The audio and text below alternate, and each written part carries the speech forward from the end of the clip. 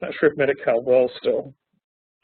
And I don't think that Medi-Cal will cover the Strattera, but I do know that the stimulant medications for ADHD are on the Medi-Cal formulary, and so they should pay for it, especially if, you know, there's a good, you know, track record and assessment of her level of functioning. I would still place her in the mild to moderate category because she is married, raising her children successfully, is able to hold down a simple basic job, and yet she has this, you know, this issue which is interfering with those.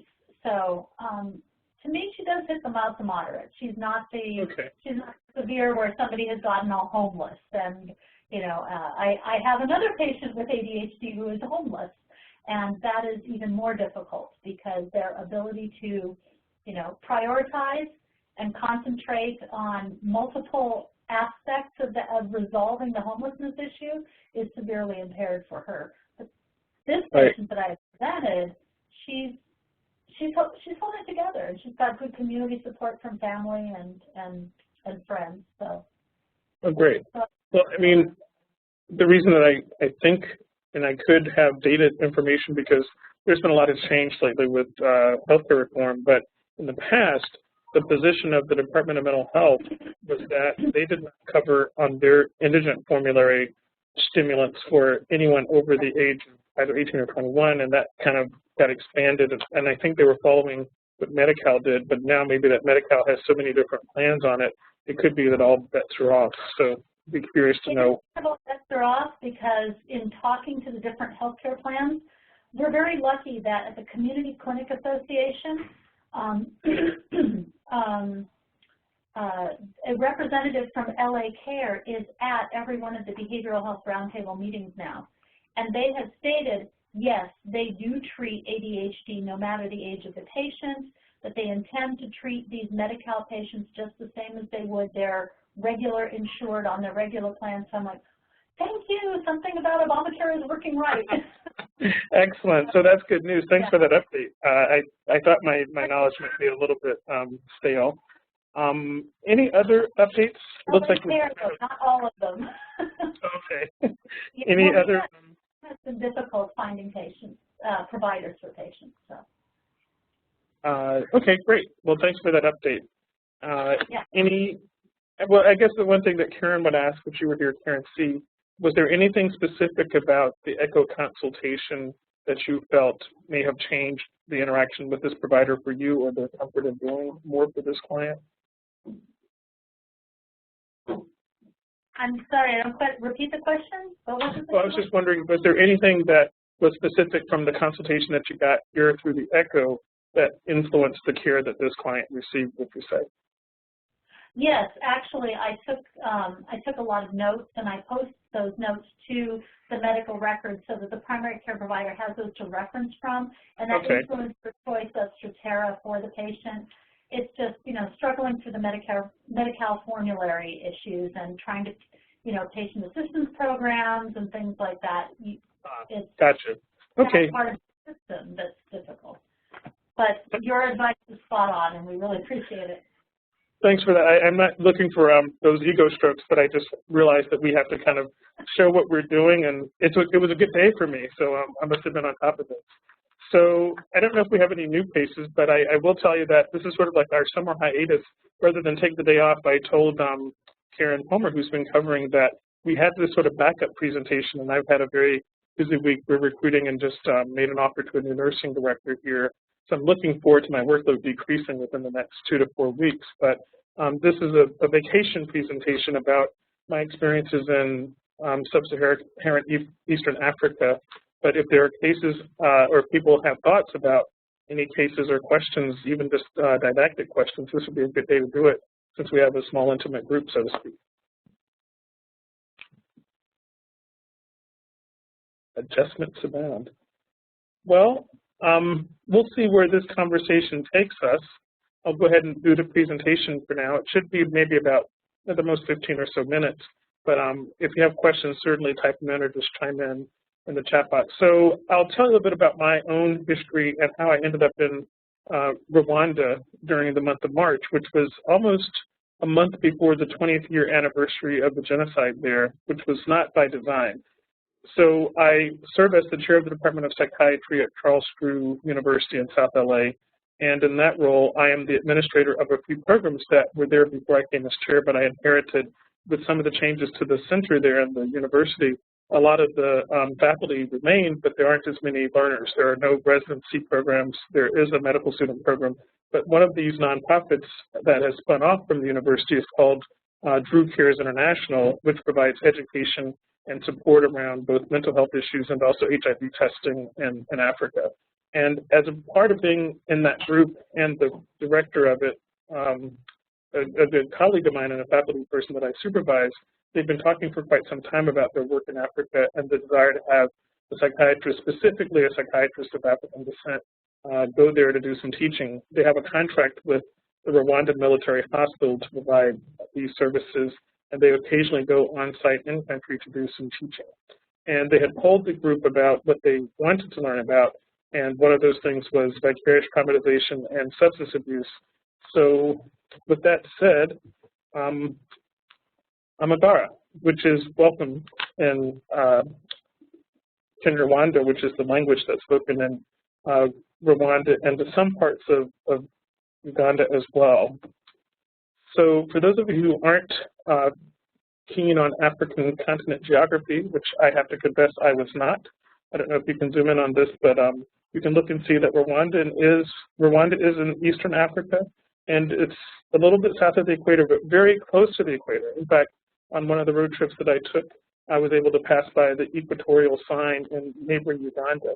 But I was there for a total of about 2 weeks between the two countries. And this is a picture of the city-side-scape of Kigali, which is the major city.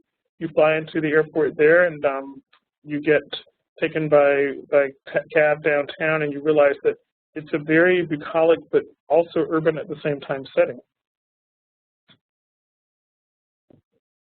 So just a few fast facts about the country. Rwanda is home to about 11.5 million people, and is slightly smaller in terms of land mass than the state of Maryland. The spoken languages include Kinyarwanda, French, and also English.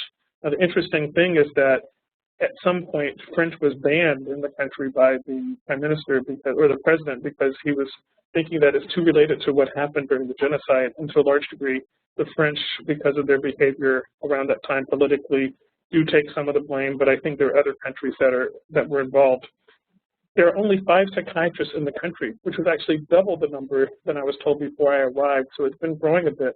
One of the benefits of the country is that they have a lot of international aid that came sort of as a result of the genocide. A lot of people like Bill Clinton, who were in positions of power, felt that they had not done enough to prevent it or to stop it. And so there's been this kind of ongoing, I guess, guilt-based charity, which resulted in the Clinton Foundation funding a lot of positions for international workers to go there in the health professions. And a lot of the people that I met who were in the medical field were there because of that foundation. So the country is still recovering from the genocide. It's been about 20 years at this point. Because of the deaths, the life expectancy, and the difficulties in life, it's a very young country.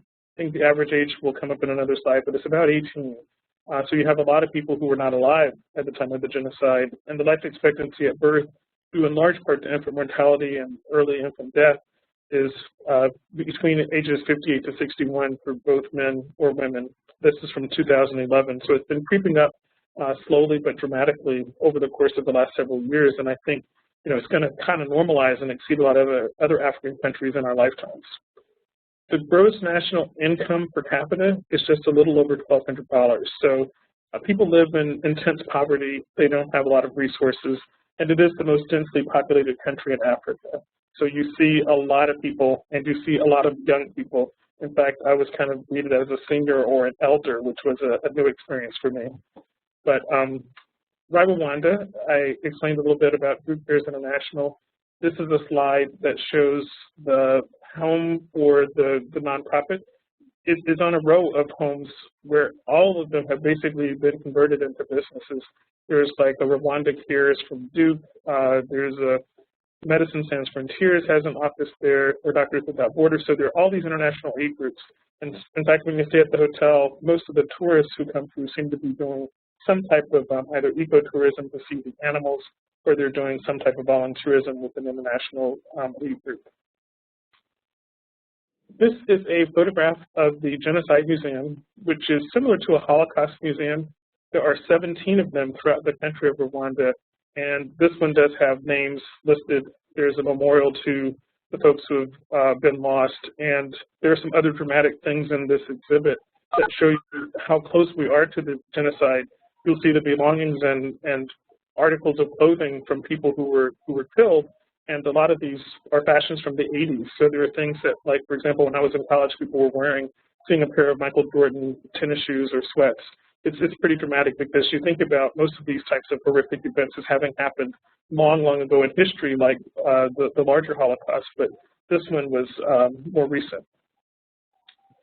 So there are scars amongst the population, and one of the topics that I was able to talk about was substance abuse, and this is one of the co-trainers, and this is the class that we were working with. These are students and clinicians who work in the Rwandan military hospital. If you look across to the far side of the larger photograph, you'll see men who are in uniform. And all of my friends who were concerned about my safety in going to Rwanda, I pointed out that everywhere I went, pretty much, there were men in uniform who had big guns. So I was not concerned, but they were very, I think, amongst the best learners. I think the people who were truly in the military are finely tuned and well-educated, and education is a priority of the country. But the substance abuse discussions were really around how to administer scales to assess for substance abuse. The reason that this was novel and innovative is because one of the stigmas of African countries is that they didn't acknowledge, many of them, that they had a substance abuse problem. It's only maybe been within the past 5 to 10 years that the use of cocaine and marijuana, mainly marijuana because of the climate, is very popular and it's used a lot, and coffee leaves as well, sort of like in other tropical areas. But it seems like denial was pretty broad, and now they're beginning to assess for it in their patient populations. And of course, substance abuse is often a way that people try to escape from traumatic memories.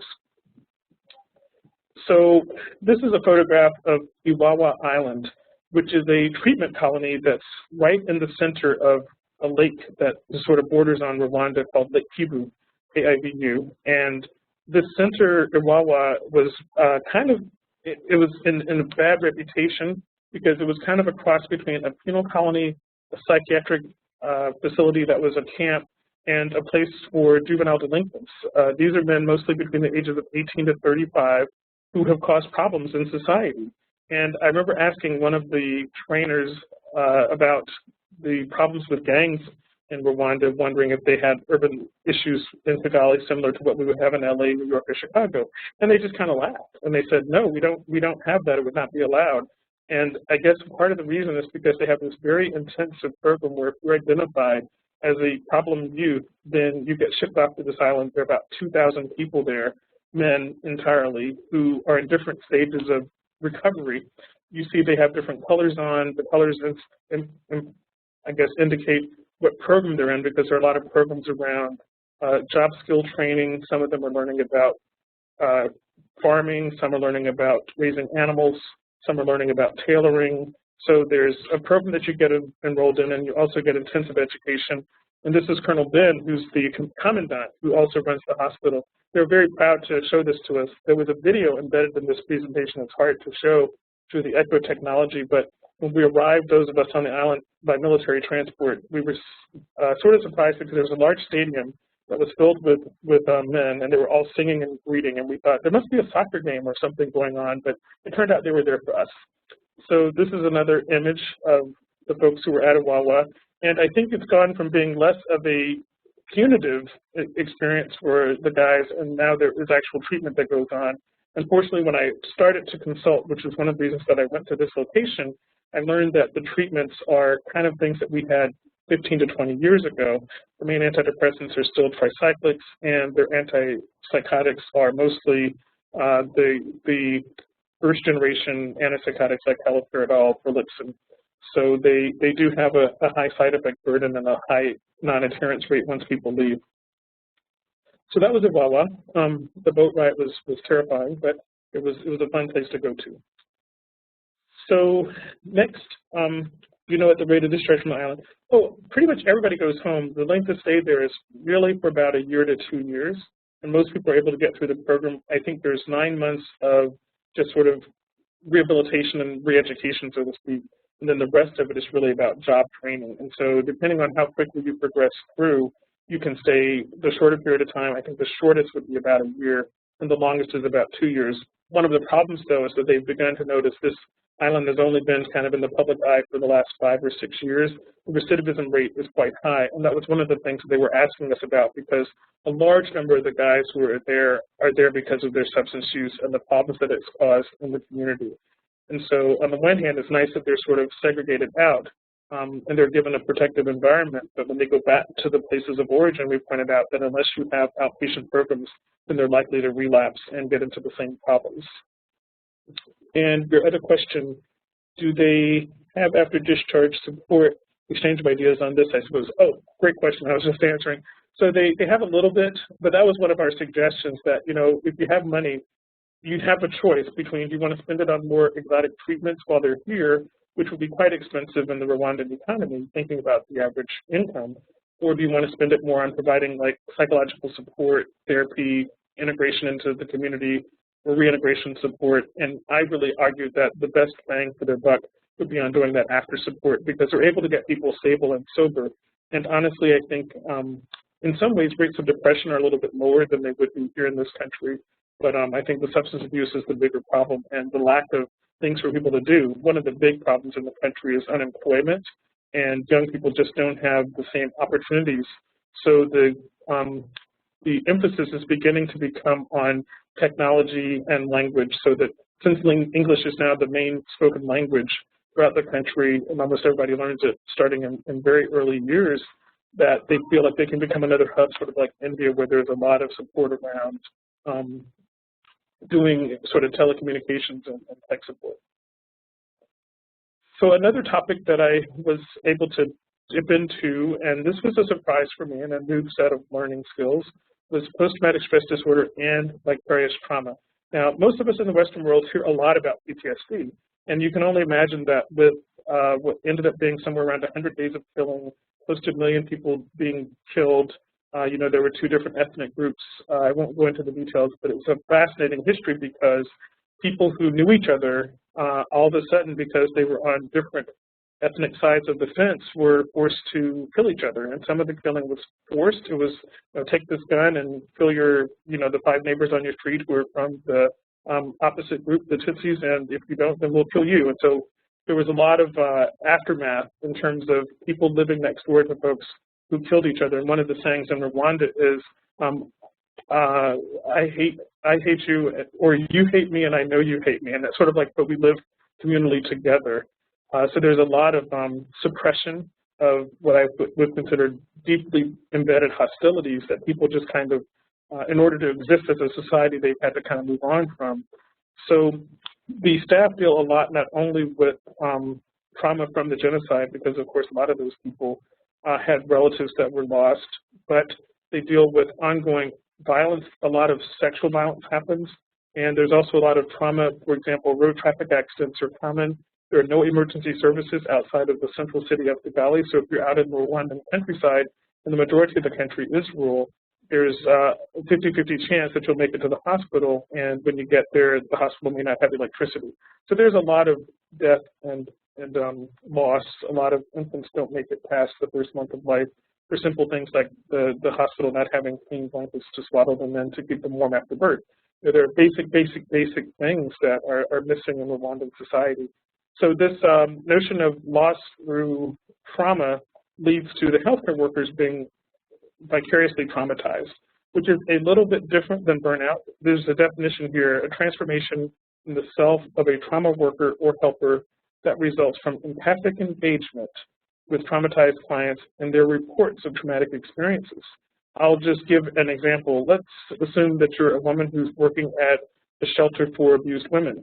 And in doing this work, you hear day after day multiple untold stories of women who were going about their life and then they got raped, or they were taken and abused, or they were in relationships where men or others abused them. And you as a worker begin to internalize some of this. and you begin to think, wow, life is really dangerous and unsafe. And even though you might be living in a city like Los Angeles, you begin to change your behavior. You don't go out at night would be the first step. Then maybe after that you decide, I'm going to install double or triple locks on my home.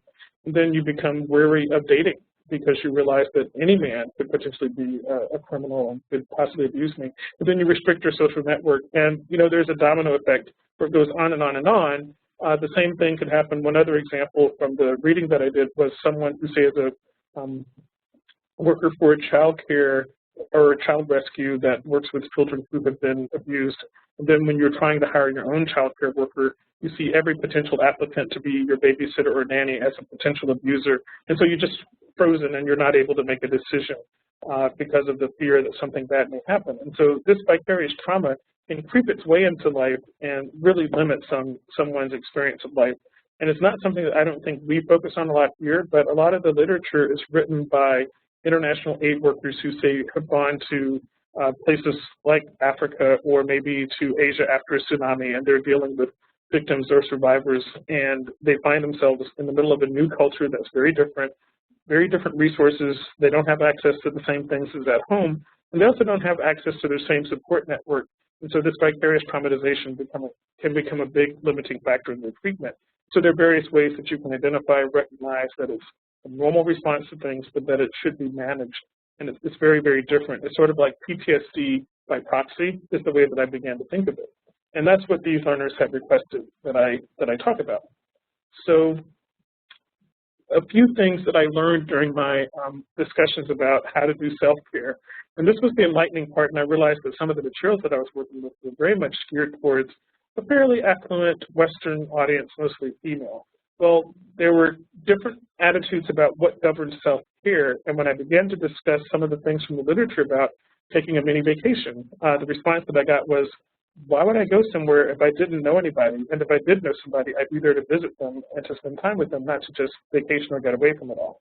The idea of a massage, well, that was taboo. Personal touch among strangers is just not something that's encouraged or identified as pleasant. And it's something that also, because of cost, would not be affordable. Wearing clothes that you like. Well, the women particularly laughed at this because they said, well, do I wear outfit A or outfit B? Because that's all that I have. Because people don't have the luxury of a big closet full of clothing. Taking time for intimacy with a partner or yourself. Now, I'll talk first about the intimacy with the partner.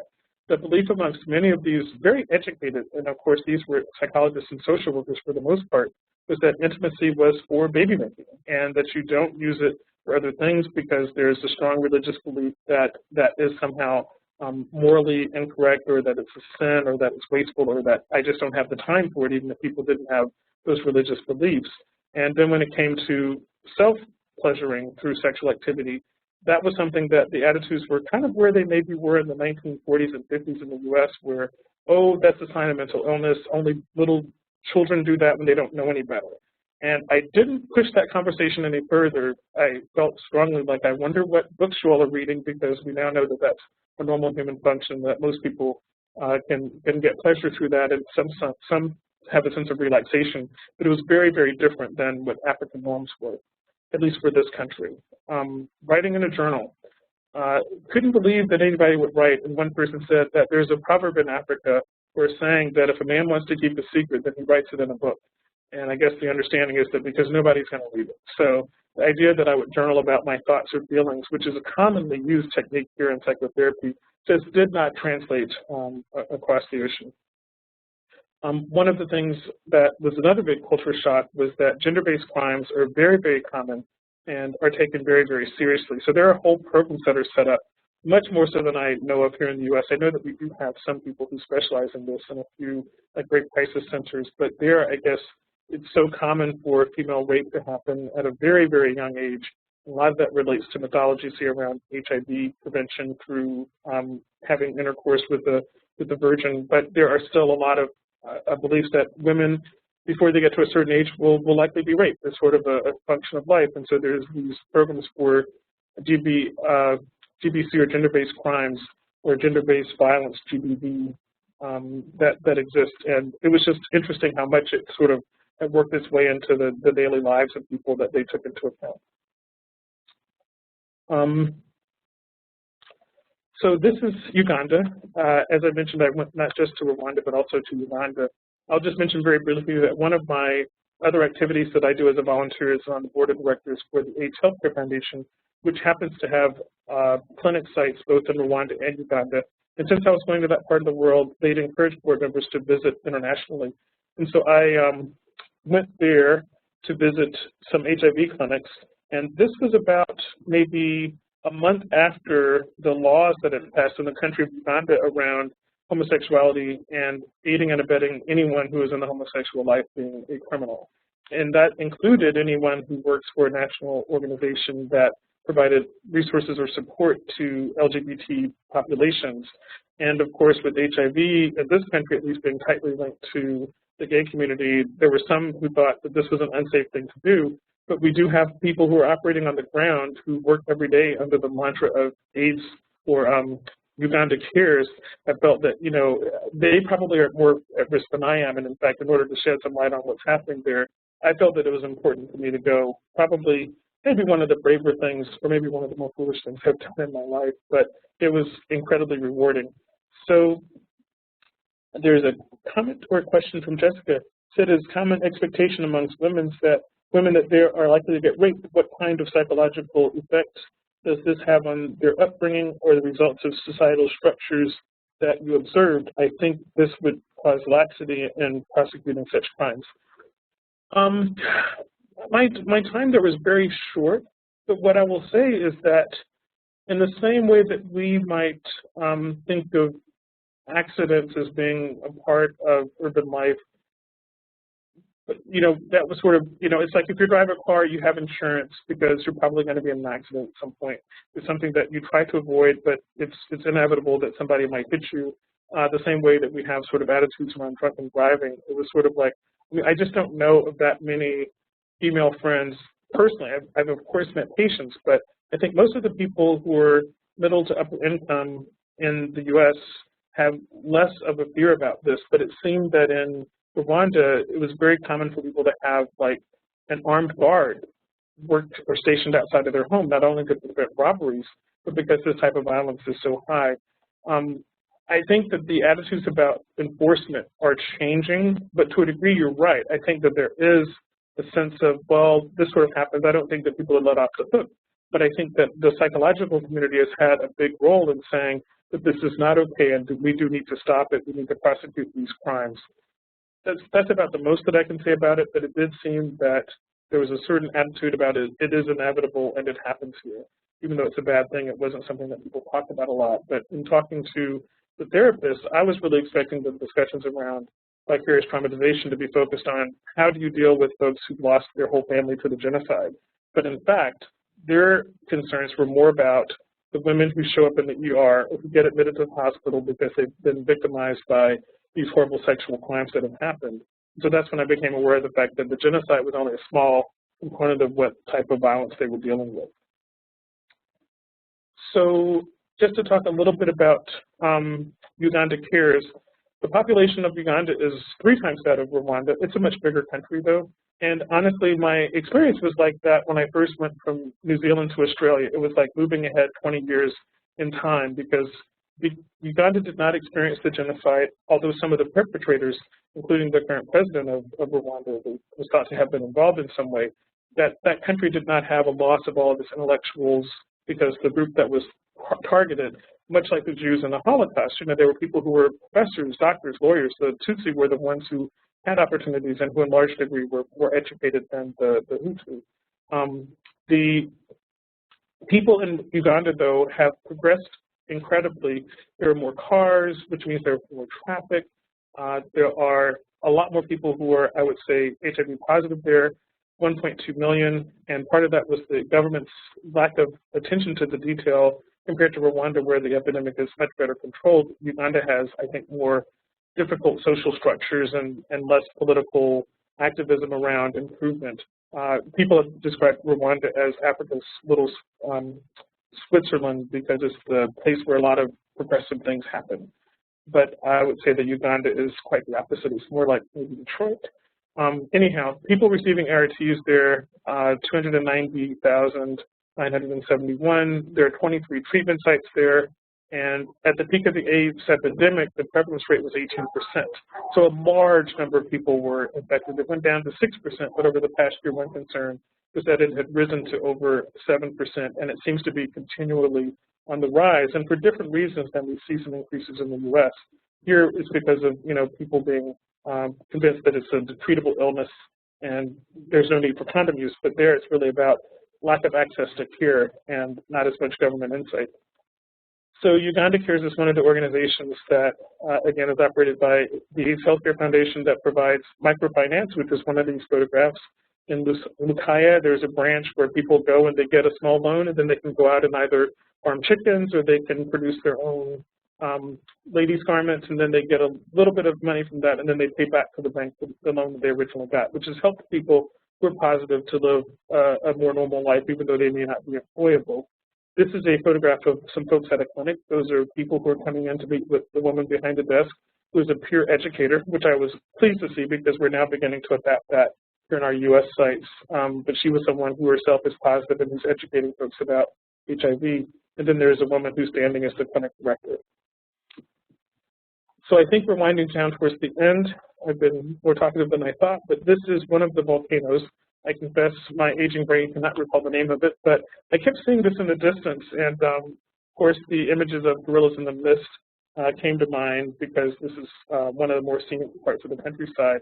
But I went in the midst of gorillas. One of the things you can't see, but if you're very fascinated by it, I can send you a link to a small video that I made, which is of me on my gorilla trek, because at the end of all of this immersion in, loss, despair, trauma, I found out that Rwanda was home to one of the largest, or the only real large collection of gorillas, over 300, and it's been growing in number. Some of them are in the DNC, the Democratic Republic of Congo, some are in Uganda, but they sort of go to Rwanda because they've built it as a tourist attraction, in part because of the efforts of activists there who have made it a point to preserve them. And they didn't intend for it to become a park, but now up to 80 people a day in 10 groups of 8 people each can go, and you buy a permit. It costs about $750 to spend 1 hour with the gorillas, which at first I thought, wow, that's a pretty high rate.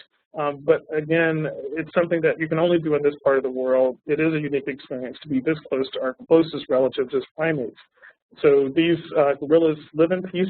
They are vegetarian, which I made sure of and read a lot about and heard about. So I wasn't concerned about them coming after me, but you get to watch them go about their daily business, and I got to see some parent-child interactions with a juvenile, and it is truly remarkable and serene, and you're in this sort of hot, sweaty jungle, but you're watching something that's so wonderful and so unique, and you're right up next to it.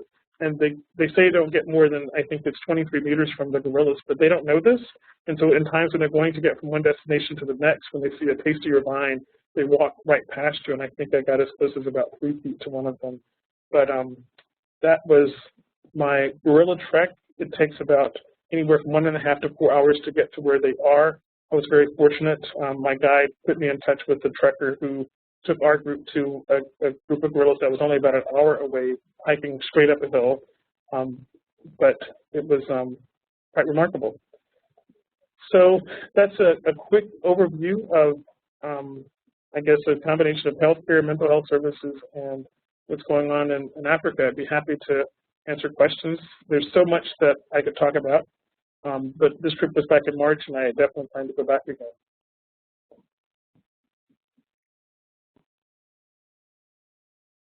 We were just reflecting on the significant cost. And I thought it was expensive to go to Disneyland for a day.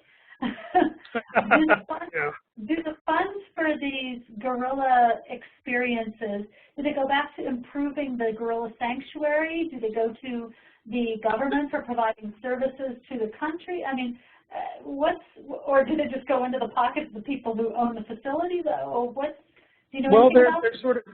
There's two economies. One is the gorilla trek permit itself is $750. That all goes to the Gorillas National Park Foundation, which goes to support the gorillas. But I think to a large degree, it goes to support the local population, because in order to protect the gorillas, there are men with armed guards who are I guess there are the protectors, I can't remember the name, but they're basically there with guns, not because of the guerrillas, but because of the poachers and because of the buffalo, I think they told me, that tend to roam, and sometimes they need to stop them and also to keep poachers away from them. So they've never had to use the guns against people or against the guerrillas, but against criminals. The other component is that there are a huge series of companies that have come up with the guerrilla trek. I mean, you can do it all on your own if you're knowledgeable. If you can go and rent a car and you can find your way to the park and figure out where you're going to stay for lodging, which others who have gone with group pairs have done. But I made my decision to go kind of 3 weeks before, and they were all kind of amazed that I could do it so quickly, because some people from European countries during the high season wait for 2 to 3 months to get a permit. But I was able to get it pretty quickly, partly because I went through a travel company that was partly based in Africa, partly based in the US. So those companies charge a fee, and so the whole package included just a small portion for the guerrilla permit, which again goes to support the economy. It's the largest revenue-generating activity for the country of Rwanda, if you can believe it or not.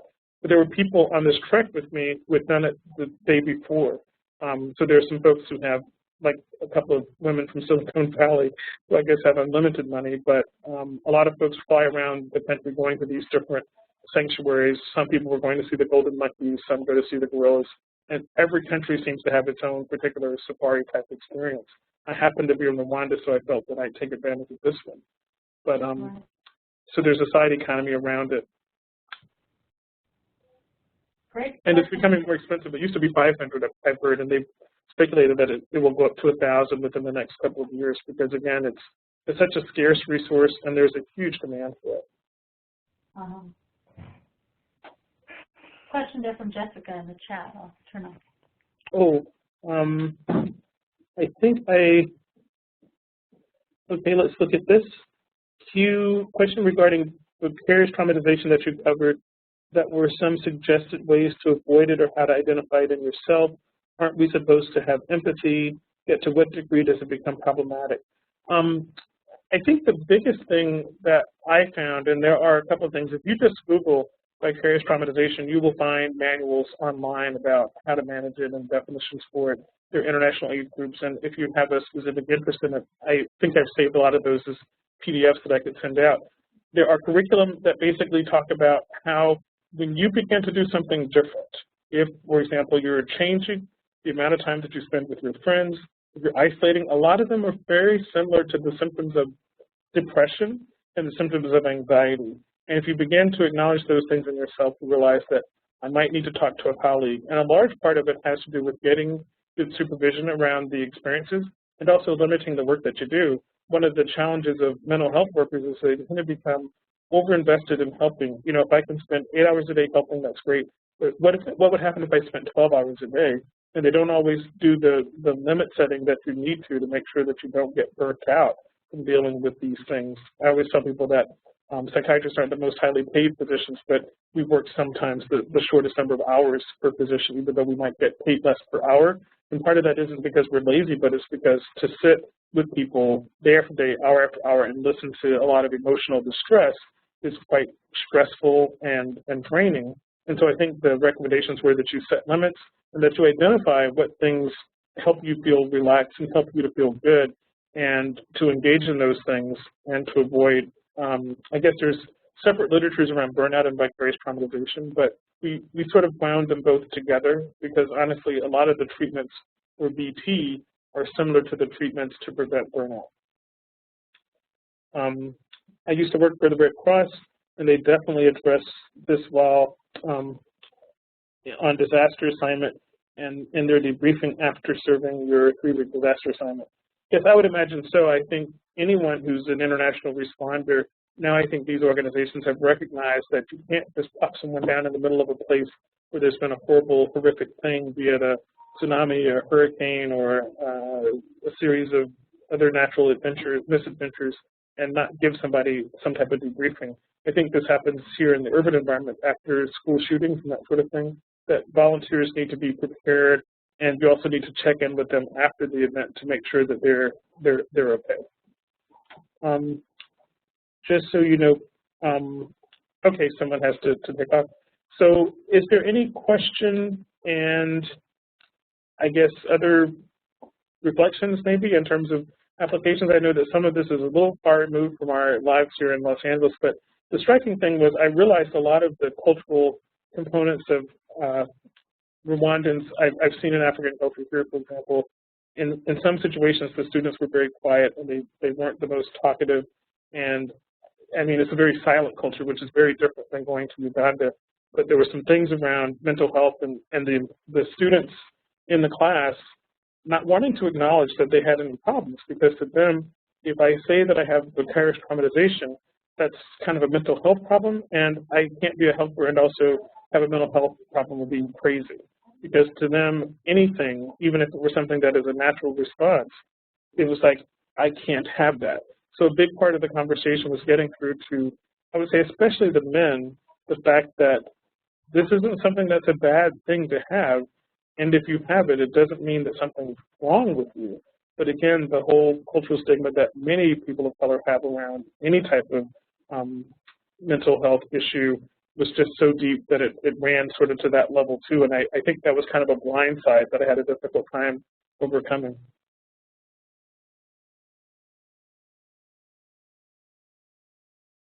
So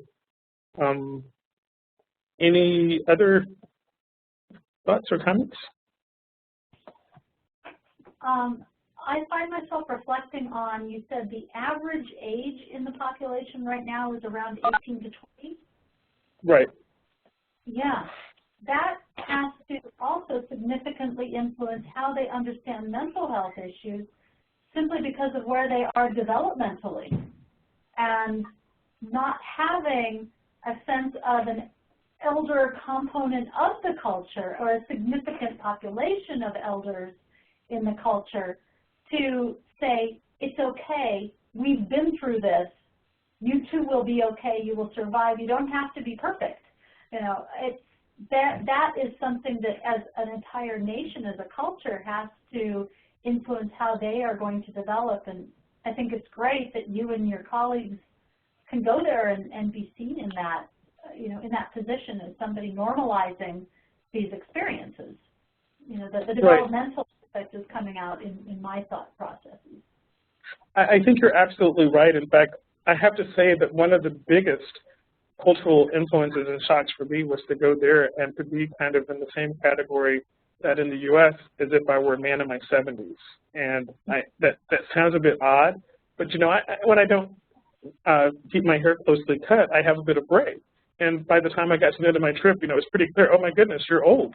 And of course, I avoid it by getting it all shaved off. But being there, people were kind of very deferential. You know, it was sort of like, let me get that chair for you. Do you need help up the stairs? They were treating me as if I was, you know, a senior citizen. And I, at one point, made the huge mistake of wearing shorts in public. And it's not like places like Egypt, you know, where women don't wear shorts. But to be a man of my age and wearing shorts, people were just kind of like almost pointing and staring. In fact, my colleagues who were European, they didn't get any attention for wearing shorts. But for me, as a man who looked somewhat African, to see me in shorts, people pointed out that, well, that's why people are looking at you, not because you look American, because you could fit in. You know, even I'm larger than most Rwandans. I'm about twice their size. But I think I had enough facial features to where people just thought, oh, he's a well-fed, well-employed Rwandan. And until I opened my mouth, people didn't assume that I was American. But, oh, wearing the shorts, and one day also walking out with the Sony or with the headphones to my phone that I was listening to music, people just kind of look, because that's just not an experience that you see.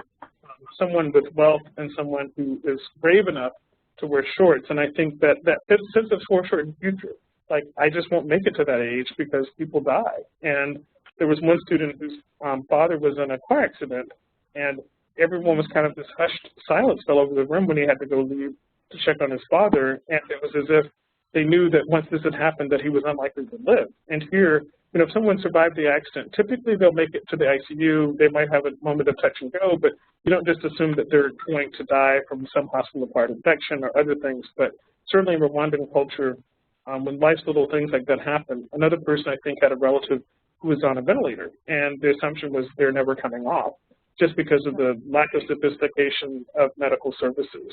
And I have to say that it sort of influenced my philanthropy, because to think of, you know, the giving that we do in this country around issues like, you know, not to belittle anything, but dog rescues, it's sort of like, oh my goodness, there are babies dying in these countries. And here, we're saving the poodles. So it gave everything sort of a different spin for me, but it was definitely eye-opening. Amazing. So I know that we're not out of time yet, but I'll hand it back over to Karen, maybe as a part of our summer hiatus. It'll be a short class, but I appreciate your attention and your questions.